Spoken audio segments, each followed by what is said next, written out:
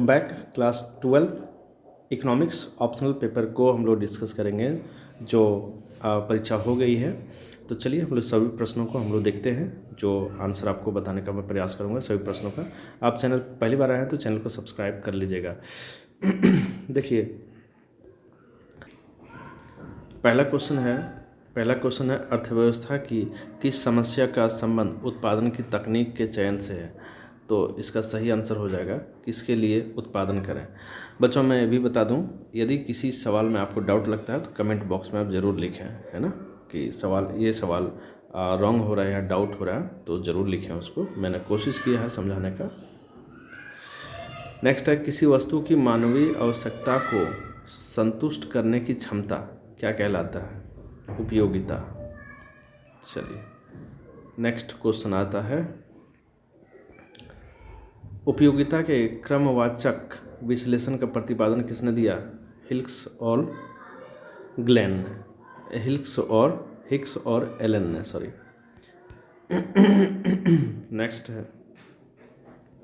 Next question है, ये देखिए,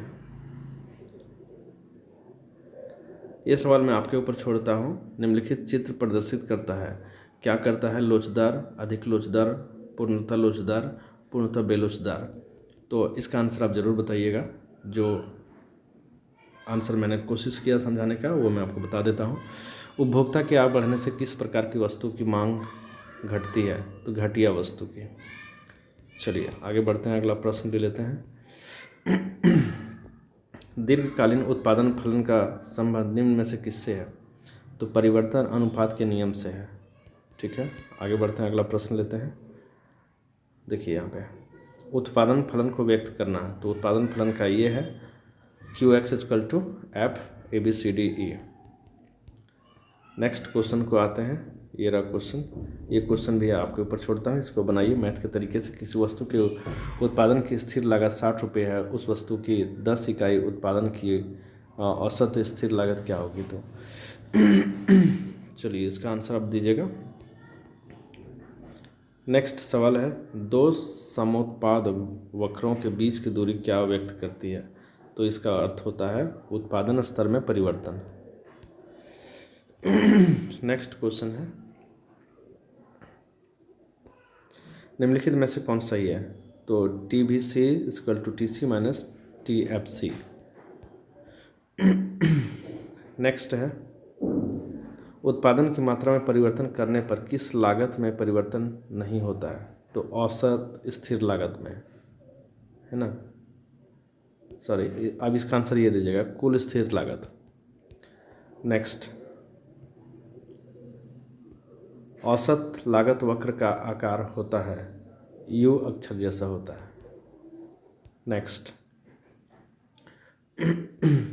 किस बाजार में AR = MR होता है। तो इनमें से सभी हो जाएगा, पूर्ण प्रतियोगिता, एकाधिकार प्रतियोगिता। नेक्स्ट क्वेश्चन आता है, निम्न में किस बाजार में विविधीकृत वस्तुओं का उत्पादन होता है। तो एकाधिकार प्रतियोगिता में। चलिए अगला क्वेश्चन ले लेते हैं, फर्म के संतुलन की मूल शर्त क्या है।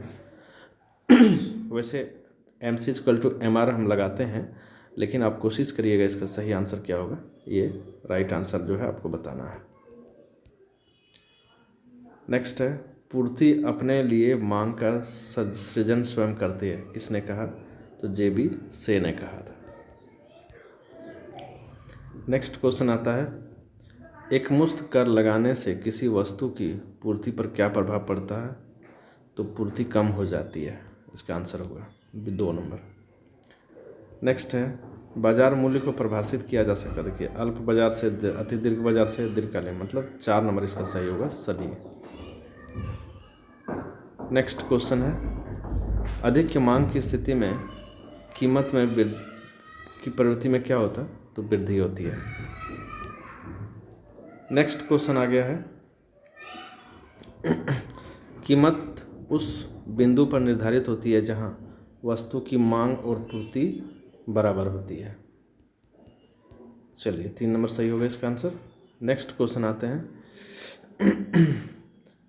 The general theory of employment, interest and money पुस्तक के लेखक कौन है। तो JM कैंस है। 3 नंबर सही होगा। नेक्स्ट क्वेश्चन, GNP और NNP में क्या संबंध है? तो ये होगा NNP = GNP - घिसावट। 3 नंबर सही होगा। नेक्स्ट क्वेश्चन है, स्टॉक चर का एक उदाहरण है, तो पूंजी।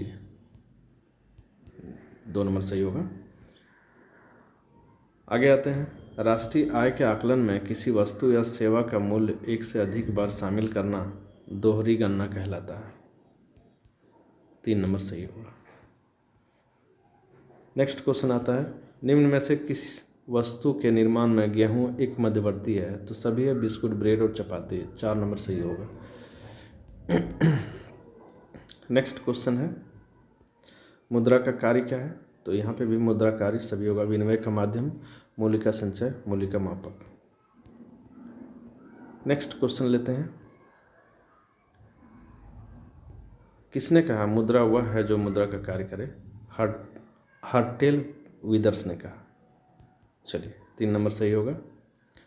नेक्स्ट क्वेश्चन है, भारत का केंद्रीय बैंक क्या है? तो भारतीय रिजर्व बैंक है। 2 नंबर सही होगा। नेक्स्ट क्वेश्चन ले लेते हैं, केंद्रीय बैंक का मुख्य कार्य क्या होता है? तो इनमें से सभी होगा, केंद्रीय सरकार का बैंकर एजेंट, बैंकों का बैंक, नोट जारी करना।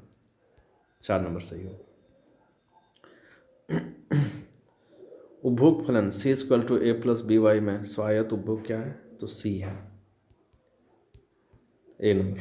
नेक्स्ट क्वेश्चन की ओर आते हैं, देखिए, मंदी वह अवस्था है जब अर्थव्यवस्था में रोजगार तथा उत्पादन स्तर गिरता है। 4 नंबर सही होगा। नेक्स्ट क्वेश्चन है, किसी अर्थव्यवस्था में यदि MPS = 0.2 है तो गुणक का मान क्या होगा? 5 होगा। सही आंसर। चलिए नेक्स्ट क्वेश्चन की ओर जाते हैं, निवेश गुणक क्या है? तो निवेश गुणक है M/1 - MPC। नेक्स्ट क्वेश्चन को आते हैं, निवेश के निर्धारण घटक कौन सा है? तो पूंजी की सीमांत क्षमता, ब्याज की दर, यानी 3 नंबर, दोनों सही है।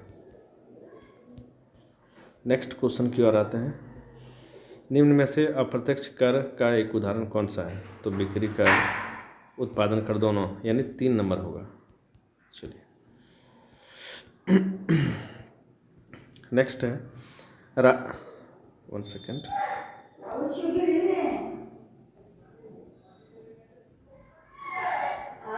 राजस्व एवं राजस्व प्राप्तियों के अंतर को क्या कहा जाता है? तो प्राथमिक घाटा कहा जाता है। 1 नंबर सही होगा, है ना।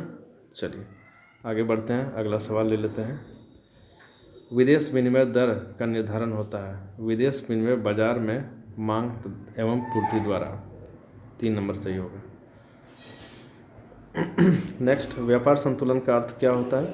तो व्यापार संतुलन का अर्थ होता है सभी, इनमें से सभी। देख लेंगे, ऊपर चारों है, तीनों। नेक्स्ट है, निम्नलिखित में कौन सा मद भुगतान संतुलन के चालू खाते का एक घटक है? यहाँ पे इसका आंसर दीजिएगा, इसका आंसर आप दीजिएगा। और नेक्स्ट क्वेश्चन जो है वो लास्ट बता रहा हूँ, भुगतान संतुलन में असंतुलन का निम्न में से कौन सा आर्थिक कारण? तो राजनीतिक अस्थिरता। तो सभी प्रश्नों को मैंने हल किया, बताया, समझाया। आप चैनल पर पहली बार हैं तो चैनल को सब्सक्राइब कर लीजिए, बेल आइकन दबाइए। So thanks for watching.